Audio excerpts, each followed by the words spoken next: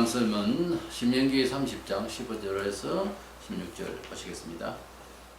보라, 내가 오늘 생명과 복과 사망과 화를 네 앞에 두었나니 곧 내가 오늘 네게 명령하여 네 하나님 여호와를 사랑하고 그 모든 길로 행하며 그의 명령과 규례와 법도를 지키라 하는 것이라.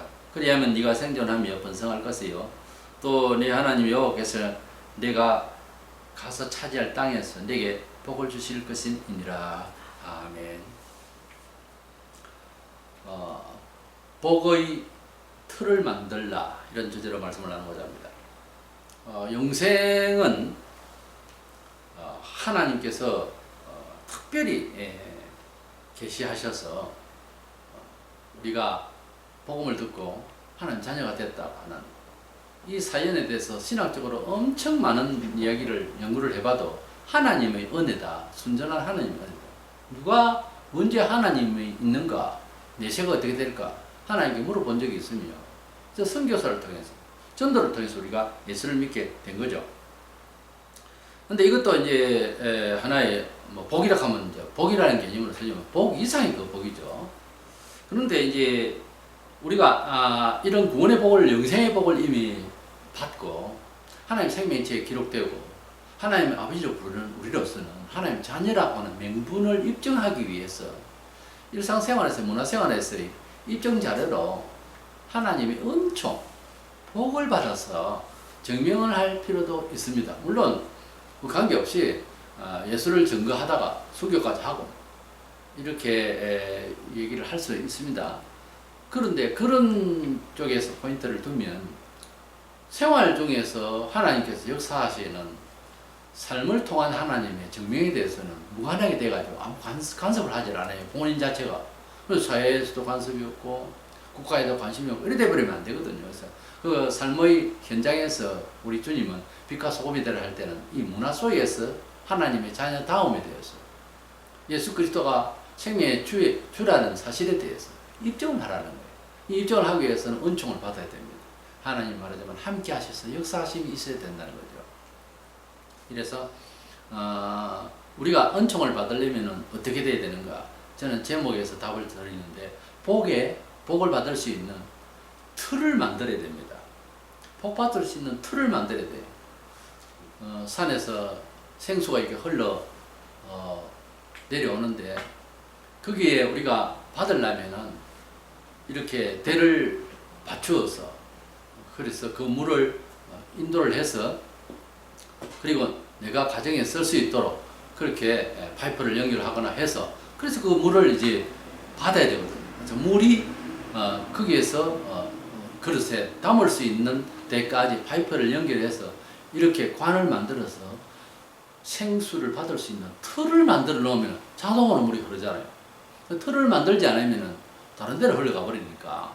그래서 하나님께서 주시는 은총도 어떤 틀을 마련해야 됩니다. 그 틀이 없으면은, 그런 프레임이 없으면은 축복하실 하나님의 계획이 있어도 어느 쪽으로 줘야 될지 방식은 우리가 만들어야 된다는 거죠. 그래서 복의 틀을 만들어야 되는데, 첫째로는 우리가 알아야 될 것은 하나님의 은총, 우리가 축복, 그런데 빌축자이기 때문에 하나님 누구에게 빌어가지고서 복 주세요 하겠어요? 하나님은 복을 주시는 분이지 축복하시는 분은 아닙니다. 목사가 축복을 한다 할 때 하나님께 빈다는 말이에요. 빌축자이기 때문에 복을 빌 자가 하나님이 되어버리면 하나님 누구에게 복을 빌어요? 복을 달라고. 아니기 때문에 축복이라는 말보다 복을 주시는 하나님, 이렇게 해야 됩니다. 축복하시는 하나님 이거보다 복을 주시는 하나님. 그런데 언어라는 것이 사람들이 보편화되어 버리면은 언어 자체는 그 뜻이 아닌데 인식은 또 하나님께서 복을 주신다 이렇게 듣네요. 그래서 축복하시는 하나님 이렇게 주로 많이 하는데, 말을 좀 가능한 바꿔서 복을 주시는 하나님 그렇게 말해야 옳습니다. 성경은 그렇게 실수하지 않아요. 정확하게 복을 주시는 하나님을 하지 축복하시는 하나님 아닙니다. 복을 심는 대로 거둔다는 거예요. 그러니까 제일 이제 난점이 안수를 하고 뭐 어떻게 하면 축복을 받는다. 어떤 사람이 그렇게 말하니까 한 방에 어떻게 뭘 되는 걸 알고 있는데 그렇지는 않습니다. 단지 우리가 어떤 행위가 옳아야 되고 뭐 옳은 기준은 성경이고 그런 그것이 세상과 좀 다르다 뿐이지, 모든 만물이 다 그렇잖아요. 심고 자라고 열매를 맺고 거두고 그 과정에서 가꾸고 이게 예수님께서 말씀에 씨를 뿌리는 천국 비유를 말씀하셨잖아요. 그 비유를 해놓고도 그냥 지금에 와서 신바람 내게 금방 복을 받는 법을 우리가 알았다? 있을 수 없는 이야기잖아요. 예, 있을 수 없는 이야기잖아요. 그러니까 단지 우리가 삶을 살아가는데 이제 순리대로 살아가는 그것이 있지만 하나님 뜻대로 그렇게 하면은 세속적으로 이해는 비슷하지만 살아가서 성공하는 것보다 후회함이 없는 엄청난 30배, 60배, 100배의 축복을 정말 하시는 그런 역사가 있다는 거죠. 하나님 말씀은 세상 사람과 다르게 그렇게 크게 역사를 한다는 차원이 다르다 뿐이지 심고 거두는 법칙은 우리 생활에 있어서 행위규칙은 하나님 말씀대로 살아가는 이것은 노력이 필요하고 그런 행위가 필요하다는 거죠. 그러나 영생구원, 예수 믿어서 구원받는다는 것은 우리의 노력이나 무슨 심는 행위가 없습니다. 그렇기 때문에 자랑을 할 수가 있는 부분이 아니에요. 로마서 3장 27절에 그런데 자랑할 때가 어디나 있을 수 있느냐? 없느니라. 무슨 법으로냐 행위로냐 아니라 오직 믿음의 법으로니라 그랬어요. 믿음으로 예수님을 구주로 믿어서 영생을 얻는 하나님 자녀라고 하는 신분의 이런 허락을 받았어요. 인정을 받았어요. 하나님이 일방적으로 이렇게 세상을 심판하시고 세상을 지으시고 심판하실 하나님이 아들을 보내시면서 약속하신 그 놀라운 은혜의 언약이 믿으면은 예수님이 너 죄를 위하여 돌아가신 분으로 믿으면 구원자로 믿으면 내가 너를 내 자녀로 삼겠다고 하신 약속 때문에 하나님이 세상을 너무나 이처럼 사랑하사 야한번 3장 16절 그래서 예수님을 믿으면 구원을 받는다 해서 선행을 해가지고 구원받는다. 어떤 목사가 구제사업을 많이 해요. 이름난 사람인데 그럼 왜 그렇게 그거를 그렇게 열심히 해야 됩니까? 구원받기 위해서지 이러더라고. 지금도 그 사람은 굉장히 일을 많이 해요. 특이해요 좀 사람이. 그런데 구원을 받기 위해서도 이렇게 말했을 때 내가 낙심이 되더라고요. 페이스북에 잘 아는 사람인데 손절을 했죠. 그런 식으로 얘기를 하고 그런 식으로 하는 사람과 교제해봤자 뭐 목사니까 그것도 장로교회 목사인데 그럼 뭐 내 말 듣겠어요. 이미 힘들어요. 그 구원론이 잘못되어 있는 거예요. 영생을 얻기 위한 건 아니거든요. 구제사업이니 뭐 복지 선교니 이런 거는 구원을 얻기 위한 것은 아니에요. 그거는 불교식의 뭐 공덕을 쌓아서 말도 안 되는 그런 기독교인이 목사가 신앙을 해놓고 그렇게 말하는 것은 거듭나지 않아도 뭔 수가 있는 거예요. 영생은 믿기만 하면은 이제 구원을 주는 하나님의 혜택이지만 은총을 받는 복을 받는 것은 그렇지 않아요. 행위가 필요해요. 그래서 사도신경으로 믿음을 고백해서 영생을 얻고요. 십계명을 통해서 행위를 바로 해서 은총을 받습니다. 그래서 행위와 믿음, 그래서 예수님을 믿는다는 것과 내가 행동을 해서 삶의 은총을 받는 것은 차이가 이렇게 있습니다. 한 예를 들어서 이스라엘 첫째 왕 사울의 아들이 요나단입니다. 근데 사울 왕의 시기 질투가 많고 악해져서 다윗을 그렇게 싫어했죠. 다윗이 하나님과 함께 하시고 골리앗을 물맷돌 하나로 완전히 처치하고 이래가지고 인기가 폭발했습니다. 그때부터 시작해서 질투심과 이것이 생겨가지고 사울이 자기 자신을 컨트롤할 수 없었어요. 그때에 그런 아버지 밑에 요나단 아들은 사울과 너무 우정이 깊어지고 너무 좋은 거예요. 그런 착한 아들이 있을 수가 없는데 어떻게 보면 그러니까 너무 일방적으로 보면 안 된다는 거지. 사무엘 같은 선지자 아들도 아버지 가치를 안 했거든요. 그래서 너무 일방적으로 볼 수는 없어요. 확률상 좋아진다는 것이지 뭐 예수 믿는 가정의 아이들이라고 해서 잘 뭐 살 것이다 바로 살 것이다 천만에요. 교육하지 않고 똑똑하지 않으면 안 됩니다. 확률이 그렇게 할 수 있는 집안이니까 대대로 은총을 받을 수 있는 케이스로 그런 인간화로 만들어가는 것 뿐이지 내비놔두면 안 되는 거죠. 마치 자식을 낳았지만 다른 데 입양시켜서 불신가정에서 태어나서 뭐 그냥 사는 거하고 마찬가지죠. 내 자식이라 하는 입장에서 그냥 되면 내가 교육을 안 했는데 그러니까 확률이라고 하는 같이 있으면서 교육을 했기 때문에 자손 몇 대 가면은 죄성, 인간의 본성, 세속성 이런 것이 많이 걷어가고 그리스도 안에서의 삶의 구조가 이제 정착이 돼 가니까 자연히 축복의 그런 틀이 만들어지는 거죠. 오늘은 복의 틀을 만들려거든. 주제가 대단히 중요한 말씀입니다. 이건 한 방에 되는 것도 아니고 감성적으로 되는 것도 아니에요. 오늘 기도를 해서 뒤집어지는 것도 아니고, 복을 받는 것은 예수 그리스도를 믿고 영생을 얻는 것 말고 세상을 살아가면서 하나님 자녀로서의 명분을 입증하기 위해서 은총을 받아야 되는데, 세상은 무관하고 천당만 가면 된다. 그건 잘못 믿는 거예요. 내가 알기로는 천당도 못 갑니다. 그 모양을 믿으면. 그래서 하나님이 나와 함께 하시고 나를 하나님 자녀로 삼으신 것에 대해서 입증은 어떻게 할 것이냐. 이 입만 가지고 안 됩니다. 삶 속에서 어떻게 내가 증명을 할 것이냐 하는 하나님의 힘이 공급되어져야 돼요. 그래야 든든하잖아요. 객관성이 있고 사회인들이 들으나 뭐나 다 이해가 되니까. 그래서 요나단이 사울의 못된 그런 아버지를 둔 아들이지만 참 착했어요. 그래서 다윗이 죽을 상황 싶고 위험하면 항상 옆에서 잘 도와주고, 나중에 결국은 다윗을 보호해서 이렇게 나중에 헤어지고 그렇게 되는데, 나중에 그 요나단은 이제 가고, 그 아들 중에 처음에는 건강했는데 환란을 받아서 도망갈 때 그 아기를 업고 가던 사람이 이제 놓쳤는지 떨어져서 다리를 다쳤어요. 그래서 장애자가 됐어요. 무비보셋이라. 나중에 이제 다윗이 왕이 되고 둘째 이스라엘 왕이 되고 이런저런 이제 정돈을 하는 가운데서 요나단의 아들을 찾게 됩니다. 그 무비보셋이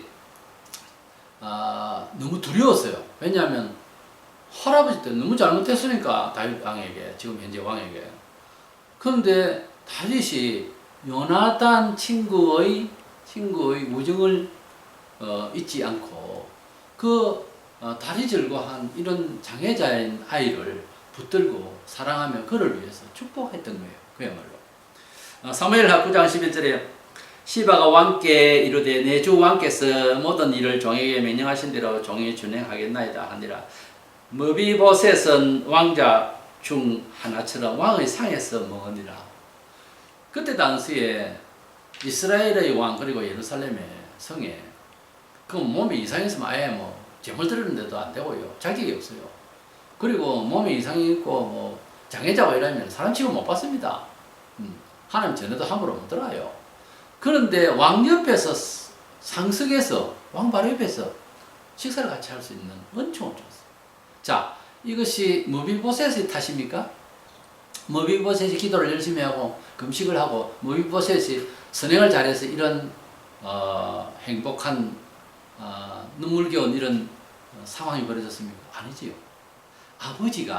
아버지가 심어놓은 복의 틀 가운데서 자동적으로 받게 된 거죠.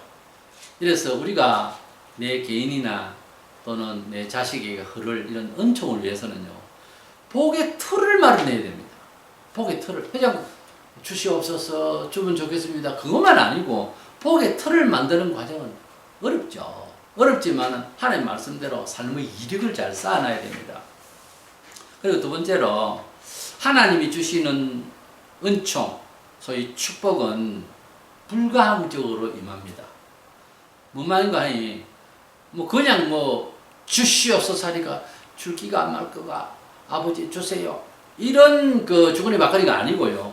하나님의 은총은 불가항적으로 막을 수 없이 내려진다는 거지. 마치 은행에 저축했잖아요.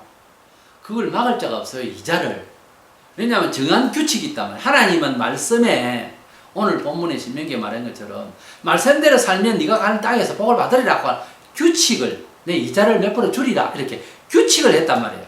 마치 은행에서 법을 정하고 그 은행의 이자 계산을 이렇게 하겠다라고 제 매뉴얼에 이야기하고 그렇게 약속을 하고 그렇게 손님을 끌어들여서 저축을 하게 했단 말이에요. 그런데 이자를 10% 준다 했는데 만약에 5%만 준다 이러면 사기를 났잖아요. 세상은 혹시 그럴 수도 혹은 있을 수 있지만 세상 법도 정해놔서 그대로 하잖아요. 실행을 하잖아요. 무보천지가 되지 않는 이상에는 전도인 터지고 이런 거 아닌다면. 그러나 하나님의 말씀은 영원히 변치 않는 데다가 신의 음성이 신이 이랬다 저랬다 할 수 없잖아요. 하나님께서 약속하신 그 말씀대로 살았을 때에 이자가 걱정한다고 해서 붙고 달라 해서 그 붙고가 아니고 자동으로 붙잖아요. 자동 케이스로 붙잖아요. 하나님의 말씀의 프레임에, 하나님의 말씀의 언약의 약속의 그런 통로에 내가 섰고 만들었으면 불가항적으로 자동으로 그렇게 은총이 가야 정상입니다. 문제 경험을 하죠. 믿음의 이력을 쭉 쌓고 세월을 지나서 보면 복이 이렇게 이자로 쌓여 있다 이 말이에요. 그거를 헤아려야 됩니다. 통장을 열어보면 내 돈만 그동안에 1,000만 원 넣었구나. 1,000만 원만 있어요. 반드시 이자가 얼마인지 볼 것 아니에요. 몇 억을 넣어놨다. 1년 뒤에 본다. 또는 한 달 뒤에, 2달 뒤에 본다. 이자가 얼마 붙었지? 그거 보잖아요. 우리의 믿음도 확인이 필요해요. 확인해서 자 이렇게 이자가 있다. 너도 저축해 이렇게 하듯이 내가 하나님 앞에서 이렇게 통로로 이렇게 믿었더니 불가항적으로 자동 케이스로 이렇게 이자가 붙었다. 축복이 붙었다. 자 봐라. 증명을 하기 위해서 내가 나를 살펴야 돼. 이해하시겠습니까? 아무 생각도 없이 믿는 거 아니에요. 그래서 자기를 돌아본다고 하는 것은 인생을 그냥 어떻게 되돌아보면서 아주 그냥 상념해졌고 그것이 아니고요. 하나님께서 어떻게 하셨는가? 나는 이렇게 산다고 살았는데 하나님은 배후에서 어떻게 역사하셨고 그 끄트머리 행위에 대한 하나님의 판단을 어떻게 하셨는가를 읽으라고요. 그것이 간증이에요. 그것이 하나님께 영광이 되는 거예요. 그거를 얘기를 할 수 있어야 되는 거예요. 아무 생각 없습니다. 생각 없이 살았겠지. 생각 없이 살았겠지. 고통과 번뇌와 고난 중에서도 주를 섬기려고 살아오고 나중에 잊어버렸다? 세월이 많이 갔다? 가만히 흔적을 돌아보면 그 끄트머리로 하나님께서 주신 은총을 헤아릴 수 있습니다. 아무것도 없었는데도 은총을 주시고 도와주신 흔적도 많이 보일 수 있어요. 영생은 또 그렇지 않아요. 영생은. 근데 은총은 안 그래요. 이것도 저것도 생각도 없고 내 삶의 이력을 아무 반성도 없고 하나님의 인도하심과 함께 하심의 역사에 대해서 전혀 얘기할 게 없으면은 얘기할 게 없을 만큼 마음대로 살았겠죠. 난 그렇게 생각해요. 나는 이렇게 주를 위해서 봉사를 했는데 나는 이렇게 고난을 받았는데 매를 맞았는데 내가 왜 이럴까? 만약에 그럴 일이 있다면 하나님이 하도 답답해서 지키고 있는데 안 그래도 복 주려고 하는데 막 달갑질 나가고 그러면은 하나님이 그날 화를 내서 기도가 아니라 이거 화지. 그러니까 하나님께서 그날 그 다음날 줄 수도 있어요. 근데 바꿔보면 부끄러워요. 왜? 알아서 하실 건데 축복은 알아서 하신다고. 이자를 넣어주세요. 날짜 이자를 넣어주세요. 하루 남았습니다. 손님 내일 들어갑니다. 넣으라니까 칼 들고 설치면 알았어요. 직원이 급이 나가지고 몇 프로 딱 됐습니까? 들어갔군 하면서 보면 뒤에 보면 날짜를 내일은 날짜를 딱 찍어놨지 이렇게. 하나님은 내일 받을 은총을 생각이 있어서 어떤 뜻이 있어서 그러는데 나 혼자 달랐고 축복 달라 그러지 마세요. 축복은 불가항적이니까 달라달라 한다고 해서 복을 주시옵소서 주시옵소서. 글쎄요, 복을 달라고 해야 되는지 복을 받기 위한 삶을 살라고 해야 되는지 어느 쪽이에요? 가만히 생각해 보세요. 많은 사람들이 복을 달라고 그걸 기복신앙이라고 해요. 기복주의. 하나님 복을 주시옵소서. 잘못됐다고 하는 건 아닌데 근거 없이 복을 달라고 하는 건 안 맞다는 거지. 성경에 없어요 그런 거. 가만히 있다가 복 주시옵소서. 마음대로 놀고 있다가 수능 시험에 붙게 해 주시옵소서. 우리 손주 잘 되게 해 주시옵소서. 그런 할머니의 기도는 안 받습니다. 그러면은 힘들게 공부한 친구는 그러면 떨어지란 말입니까? 확률상 누가 떨어져야 되는데 그건 아니에요.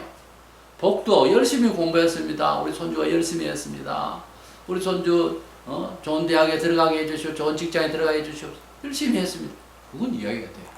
그건 어느 정도 이야기 된다. 그래 말 안 해도 하나님 알아서 하니까. 하지만 아무것도 안 해놓고 주시옵소서. 이거 기복주의다. 그걸 믿는 건 아니에요. 그거 믿는 거는 하나님 화납니다. 뭘로 보고? 하나님 어떻게 보고? 하나님 바본 줄 아나? 이렇게 하면 어떻게 잘못하고 있는 겁니다. 우리가 하나님이 복을 주신다고 할 때 아브라함을 하나님께서 고향과 친척을 떠나서 하나님께서 지정하신 땅으로 가자 이렇게 했을 때 고향과 친척을 버리고 이렇게 집을 나왔을 때 하나님께서 그 기특한 즉각적 행동에 대해서 마음에 큰 감동을 하나님이 받으셨을 거예요. 그리고 가는 과정에 있어서는 쉽지는 않습니다. 집도나면 고생이죠. 그래서 힘들었는데 그러나 하나님을 경외하기를 그렇게 고향을 다 단번에 떠나서 조카까지 이제 감수하고 이래서 이제 떠나면서 그 생활은 쉽지는 않았습니다.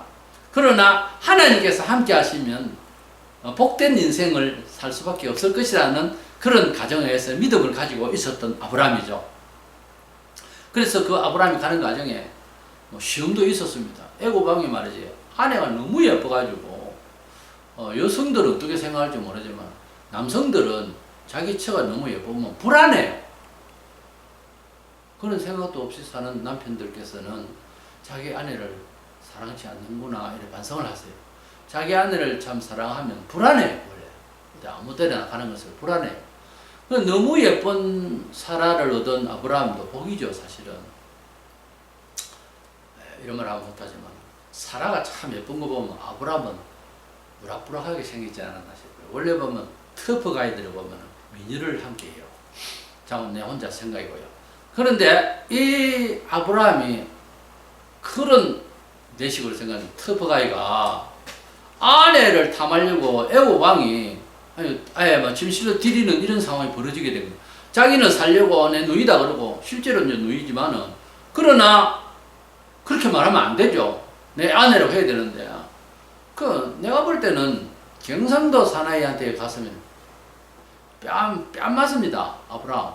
아브라함 믿음의 조상이라 하지만은 철저하게 인간이에요. 그는 분명히 실수하는 인간이고 크게 잘못한 거예요. 그런데 그때 하나님께서 애굽왕의 마음에 눈을 열고 귀를 열어서 안 된다고 말했어요. 아브라함의 천주를 알게 된 거예요.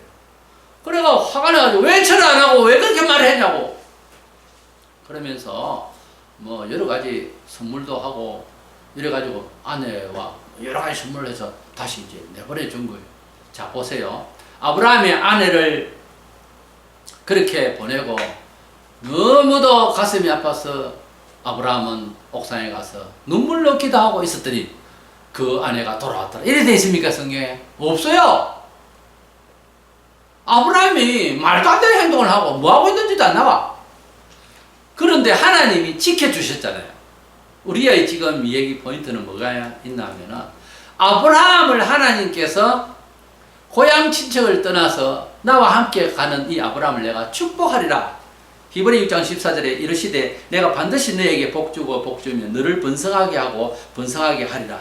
이렇게 약속하신 축복의 대상인 복의 대상이 아브라함의 고향 친척을 떠나서 나와 함께 가고 있는 이 아브라함을 지켜주시는 그 과정에 있어서 아브라함이 안수를 받고 기도를 하고 금식을 해서 아내가 돌아온 것이 아니고 하나님께서 지켜주시는 강압적인 불가항적인 역사가 일어났다는 거지. 그러니까 이런 은총을 축복이라면 축복을 받아야 된다 이 말이에요. 사람이 막 걱정을 하고 뭐 많이 힘써서 되는 것도 물론 간정거리가 되고 애를 썼으니까 그래서 지성감천이 됐다 뭐 이런 이야기를 할 수는 있지만은 그러나 하나님의 축복은 뭐다? 하나님의 은총이라고 하는 것은 불가항적으로 임해야 된다는 거지. 우리가 막 걱정을 해가지고 뭐 된다 이런 것보다 하나님께서는 믿음의 이력을 보시고 때가 돼서 그 믿음의 이력에 대한 대가를 지불하실 때가 있다는 거지요. 그 때를 위하여 고난을 잘 받고 충성을 많이 하고 헌신을 많이 하고 직접적으로 말하자면은 어떤 고난의 때를 위하여 헌금도 할 줄 알고 많이도 할 줄 알고 매를 맞을 줄도 알고 자존심이 꺾일 줄도 알고 회개의 눈물을 흘릴 수도 있고 신앙의 이력을 쌓아놓으면 그것이 축복의 털이 되어서 은총이 임할 때는 보호가 임할 때는 또 주심이 임할 때는요 불가항적이라니까. 내가 어떤 노력으로 되어지는 그런 단계가 아니에요. 나는 그래서 성경을 보면서 이 설교를 준비하면서 하나님의 은총은 본래 불가항적으로 임하는 것이다 하는 것을 대지를 삼고 여러 내용이 있지만 믿음의 조상 아브라함에게서 배우자 해서 다시 내가 묵상을 해보니까 아브라함은 믿음의 축복의 통로를 따라서 가고 있더라고요. 내가 걱정해가지고 아내를 다시 그거 아니잖아요. 자기는 겁이 나가지고 팔듯이 했다니까. 다른 여자 뭐 또 하나 만들지 이런 식으로 했는지 몰라. 그러니까 그러나 축복을 하시기라 복을 주시겠다고 하는 약속이 있었어. 그 약속을 이루시려고 하는 하나님의 의지는 변치 않고 결국은 아브라함은 상관없이 아내를 다시 돌아오게 하는 이런 놀라운 역사를 이루어 가시는 그런 하나님의 은총을 우리도 받아야 된다 그 말이에요. 갈라디아 3장 9절에 그러므로 믿음으로 말미암는 자는 믿음이 있는 아브라함과 함께 복을 받느니라. 우리가 아브라함의 믿음을 가졌다면, 우리가 아브라함의 여정을 간다면, 우리가 아브라함의 은총의 사람이 된다면 그와 같이 내가 걱정하고 군대를 동원하고 뭐 법정 소송을 하고 애고방하고 법정에 가가지고 이러면 됩니까? 이래 가지고서 지켜지는 것이 아니고 하나님께서 지켜주시는 불강적 은총의 틀로 우리가 만들어 나가는 과정에서 역사가 나야 된다 이 말이지. 영생은 예수님을 어느 시 어느 점에 믿었든지 복음을 듣고 예수님이 내 죄를 위해 돌아가시고 3일 만에 부활하시고 성천하시고 이제 재림하실 것이다 이까지 믿는 거죠. 구체적으로 말하자면 그거 믿는 거는 세게 믿고 적게 믿고 그런 것도 없어요. 옛날 믿고 지금 믿고도 없어요. 예. 남이 믿는 건 내 믿음이 아닙니다. 내가 믿으면 구원받아요. 영생 얻어요. 그거를 더 이상 가다부터 하면 안 됩니다. 자랑할 것도 없고. 근데 삶을 살아가면서 그런 사람이 되어진, 하나님 자녀가 이제 되어진 사람으로서 입증 자료를 가지려면 전도하기 쉽고 내 자신이 내 스스로를 잘 컨트롤해 나가기 쉽잖아요. 소망의 사람으로. 그러면은 내 자신이 좌절하지 않고 소망의 사람으로 살아가려면은 어찌해야 되느냐? 내가 하나님의 은총을 받을 수 있는 틀을 마련해야 된다. 그 프레임을, 그 통로를 만드는 데 있어서 아브라함에게 보면 아브라함이 세상을 살아가던 자리에서 떠나 하나님이 지시하시는 땅으로, 이 말은 철학적으로, 종교 철학적으로 하나님의 방법으로 세속적인 방법에서 떠나왔다 이거지. 그렇게 사는 과정은 쉽지는 않아요. 그런데 좌절하고 쓰러지는데도 하나님께서 그를 도와주신 역사가 있더라. 그 중에서 여러 가지가 있지만은 뭐 아들 이삭을 바칠 때도 있지만은 그 과정에 있어서 아브라함이 아내를 애굽 왕에게 겁이 나가지고 던져버리는 상황인데도 하나님께서 지켜주셨어. 아내를 돌아오게 하시는 역사가 있더라. 이것을 어떻게 표현한다? 불가항적인 은총이더라는 거지. 원래 하나님께서 영생 주실 때도, 원래 하나님께서 우리에게 복을 주시는데도 다 불가항적 은혜입니다. 우리가 하나님의 은혜를 받을 때에 불가항적 은혜를 받았지 내하고 연구를 하고 타협을 해서 받는 거 아무것도 없어요. 때문에 우리가 복을 받는 생활을 하고 싶은 간절한 마음이 있다면 그 복을 받을 수 있는 믿음의 삶의 이력으로 통로를 만들어야 돼요. 많은 세물을 받고 싶으면 큰 파이프를 큰 걸 받아야 될 거 아닙니까? 그 뭐 물이 엄청나게 좋은 물이 올라오면 조그만하면 조그만 받겠죠. 큰 통을 해서 그래서 끌어당겨서 받을 수 있는 이 통로를 만들으라는 거예요. 작은 파이프와 2배, 3배 되는 파이프는 비쌉니다. 그 파이프도 동으로 만들면 더 비쌉니다. 그리고 아주 비싼 물질로서 녹도 쓸지 않고 안 부서지고 하는 거로 하면 더 많이 비싸겠죠. 그와 같이 우리의 믿음의 통로를, 축복의 통로를 만들려면 많은 힘이 들지만 거기에서 흘러나오는 생명의 생수를 마시듯이 우리 하나님의 은총을 받으려면 불가항적으로 막 흘러나오는, 받기만 할 수 있는 것을 하기 위해서는 통로를 만드는 과정에 있어서 힘이 든다요. 한 길을, 고속도로를 만들고 산을 뚫고 길을 하나 만드는 것도 매우 힘들고 짜증나고 하기 싫지만 다 만들어 놓고 나면 얼마나 좋습니까? 하나님께서 우리에게 축복하시는 것도 어떤 과정이 있는데 그 틀을 만드는 과정에 있어서 힘들지만 은총을 받을 때는 보면요, 그때마다 주시옵소서 이래가 되는 것이 아니고 이건 자동 케이스로 은행 이자 붙듯이 우리가 힘들어 돈 벌여 저축하고 저축 그 과정이 있지만은 은행 이자는 자동으로 붙듯이 은총은 불가항적으로 임한다. 그래서 우리도 이제 아브라함처럼 불가항적인 도와주심, 적극적인 하나님 은총, 이것을 받기 위해서는 적어도 아브라함이 간 여정처럼 세상적인 생활에서 완전히 벗어나서 주님이 가자 하는 길로 가기 위해 고향과 친척을 떠났던 아브라함의 결단처럼 우리의 삶의 요소마다 이거는 떠나야 할 자리구나 하면 적극 떠나고, 이거는 바꿔야 되구나 하면 냉정하게, 신앙은, 기독교 신앙의 은총의 사람은요 좀 냉정한 면이 필요합니다. 인정을 하고 밤새도록 상담하고 안 됩니다. 상담한다고 인간이 되는 줄 압니까? 냉정하게 아닌 건 아니고 회개하라, 고치라, 처벌받는다, 이게 분명히 해야지. 그냥 두다가 이제 하치망하는 거예요. 축복의 틀을 만들었어. 자동 케이스로 뭐 얼마만큼 받든지 자동 케이스로 받을 수 있는 틀을 만들었어. 은총을 강압적으로 주시는 하나님의 그 은혜를 받는 저와 여러분 되시기를 축원합니다.